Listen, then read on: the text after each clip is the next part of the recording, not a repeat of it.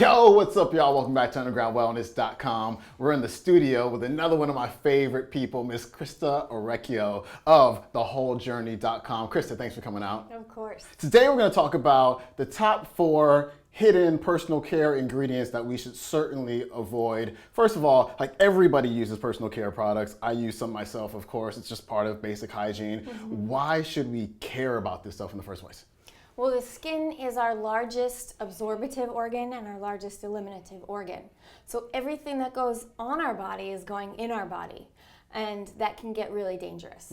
What I like to say is, like, if you have a testosterone issue, you may go to the doctor and they give you like a testosterone cream to rub in and it goes right to your bloodstream. It's kind of the same thing with the personal care products, right? It's the same thing. Whatever you put on your body, a cream like that, it only takes 26 seconds to enter your bloodstream. And that's a big deal, because look at all this stuff. I mean, we're using so many things in the medicine cabinet, in the shower, under the sink, our cleaning products. The average woman puts 300 to 500 chemicals on her body before she leaves the house in the morning. For real? Think about how many ingredients is in just one of these. Yeah, that's pretty crazy stuff. Yeah. One thing that we don't do is typically we look at our ingredients, or hopefully we look at our ingredients when we buy our foods, but we don't typically do that for our personal care products or our household cleaning products. Talk more about this stuff. I don't think a lot of people think about that, and not until I really started paying attention to what I eat. Usually the bath and body care products, they come in a little bit later when you start to actually think about that. But there's 4, I mean there's a lot more than 4, but today we're only going to talk about 4 that you want to look in the ingredient list and you want to avoid. And not only are we going to show you the not so good stuff, and we're not talking about any brands, you guys can kind of, infer what brands they are. But we're going to talk about the good stuff, so we're going to do another segment on the good stuff in a second. Yeah. I see kids these days, like girls, like little girls with boobs. Like, could this be part of that? So the New York Times in March came out with an article called Puberty at Age 10, the New Normal. And they attributed that mostly to parabens.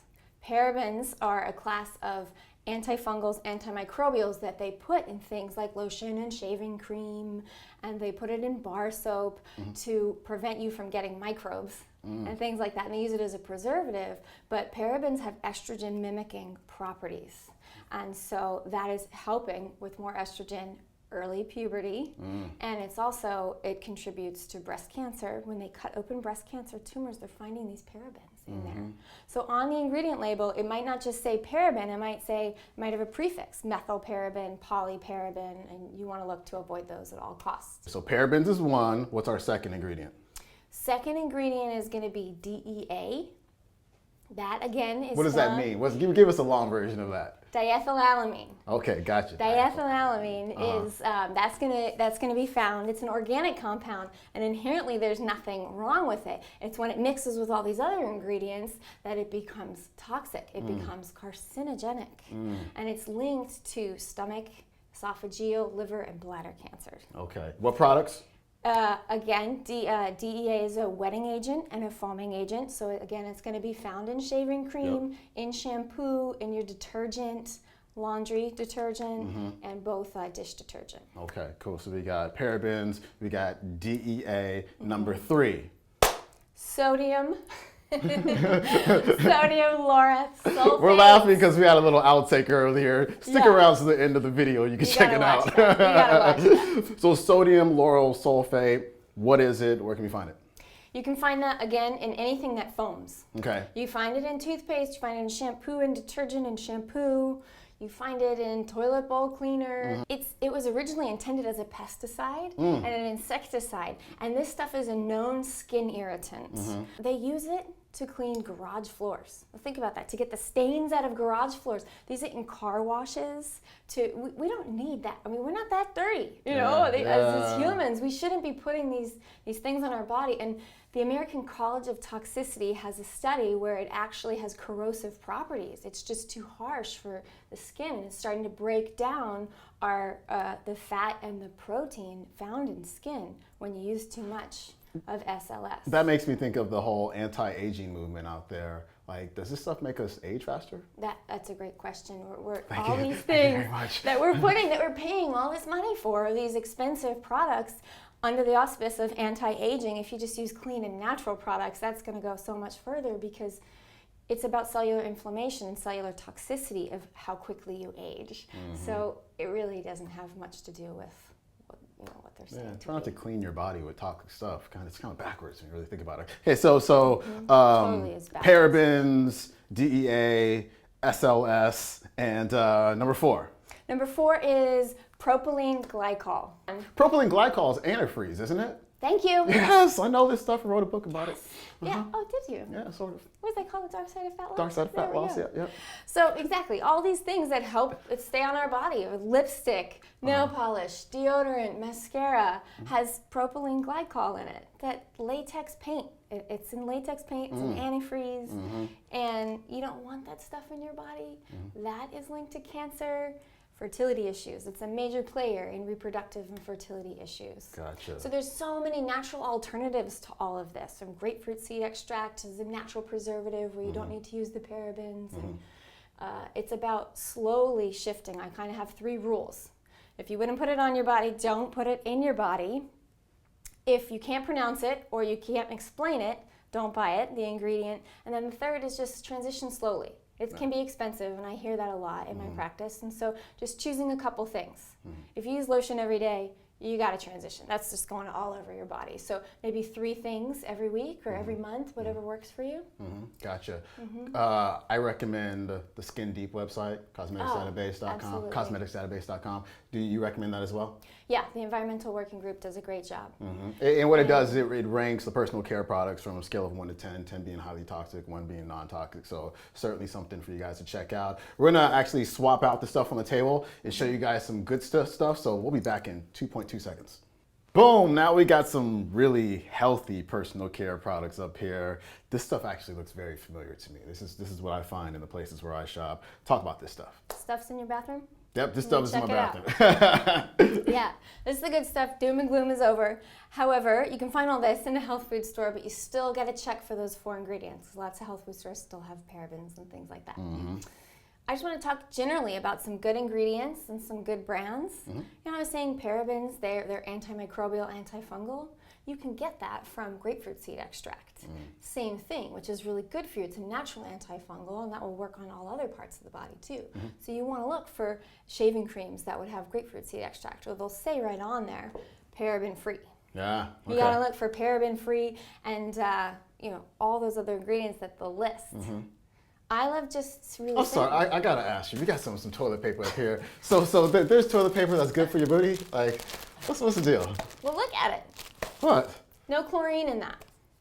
So rubbing chlorine on my booty is bad for my booty? Yeah, sure. I mean, do you drink the pool water when you go swimming? No. Then we're getting chlorine. Many of us through having the sucralose in our diet. It's just we're putting chlorine in our body. We're wiping ourselves with it. Okay, Yeah. gotcha. That was just bothering me for a second. I want to there. at least bring one of these. This is the representation for paper towels, tampons in women, all these things. You got to think about it. Paper products. Okay, be healthy to my booty. Okay, continue. I'm sorry, it was distracting me. All right, this would be healthy for your booty too.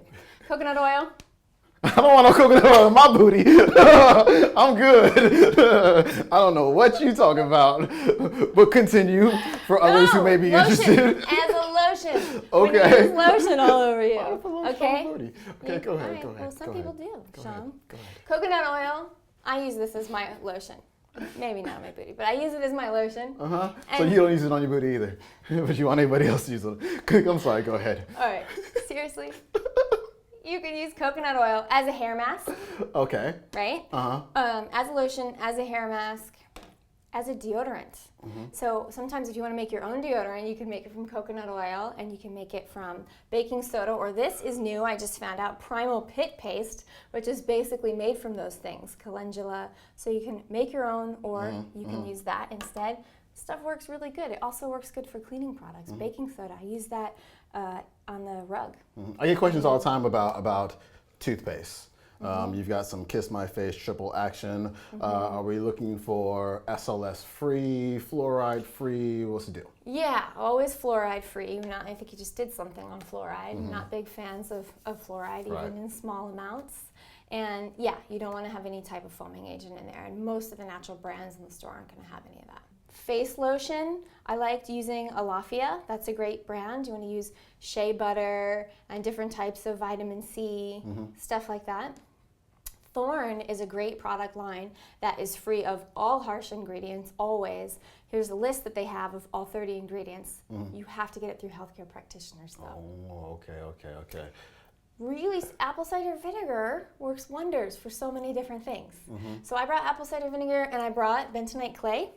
I actually mix these two together and I use them as a cleanser for the face. It's a deep cleansing for the face. Okay, I've used some of that before, as a matter of fact. It is really good. I think I told you to use it for your skin at one point. You may have. You may have. I think so. Yeah, I needed it at one point.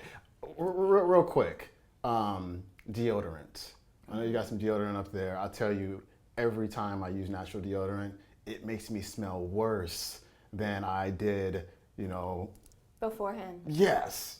What's the deal with that? And do you know any really good brands that don't make you smell so bad? Honestly, every time I go to the bathroom, I give myself a wipe. Right. I mean, Tom's is good, but the thing about deodorant is antiperspirant, and that's what everybody's using to prevent the smell and to prevent the sweat. But obviously, your body's trying to eliminate toxins. You're forcing them to stay in. You never want to use antiperspirant. I want to try this pit paste. I haven't tried it yet, but I think that would probably work pretty well because of the calendula would keep the odor down. Baking soda keeps odor down. Coconut oil, antifungal. Yeah, so let's both try that. And I'll be honest. It's one of the only exceptions that I make is deodorant. Do you use antiperspirant? Yeah, I use like regular deodorant. I'll keep it real. I don't care. I'm not a perfect person by any means. You know what I'm saying? I mean, but I'm just not trying to walk around, the spot funky. That's just not cool. Yeah, I hear you. Well, as long as you let yourself sweat when you're working out and just shower. Yeah, get my cardio. We all have something, there's certain makeup products you don't want to let go of, or one or two things here and there. But anything else that we need to know about up here?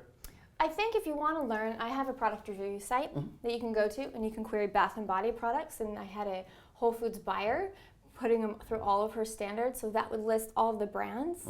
And then we have product swaps. So if you have this in your kitchen or your bathroom, check out this one. And we rate it. So does it actually work? Sunblock is a big one. You really got to start to swap them out. And so if you What was the site for that? Slowly, twjproductreviews.com. twjproductreviews.com. Christa Orecchio, thank you so much. You're so rad.